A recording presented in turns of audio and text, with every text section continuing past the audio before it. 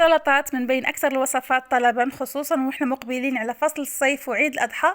فكنقترح عليكم هاد السلطة المشوية، كتجي أكثر من رائعة ولذيذة، ضروري تجربوها. في المرحلة الأولى كنشوي الخضر في آلة البانيني. هنا عندي الفلفلة والكورجيت أولا القرعة الخضراء، بعد ما قطعتهم كندهنهم بشوية ديال الزيت وكنخليهم كيتشواو. ممكن تشويهم كذلك في الفرن أولا في الاير فراير على حسب اللي بغيتو. وكنستمر بهذه الطريقة هذه حتى كنكمل الشوي ديال الخضر اللي عندي كاملة.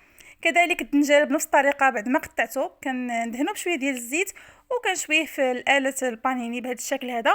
بعد ما كيطيبوا لي هذوك الخضر كندوز نقطعهم القطع اللي تكون متوسطه، ما كبيره ما صغيره، بهذا الشكل هذا.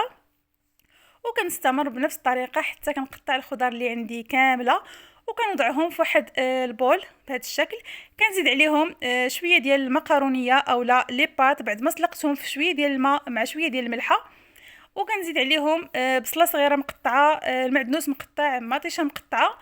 وكنتبل هاد السلطه غير بشويه ديال الملحه، شويه ديال البزار وزيت الزيتون وقطرات ديال الخل.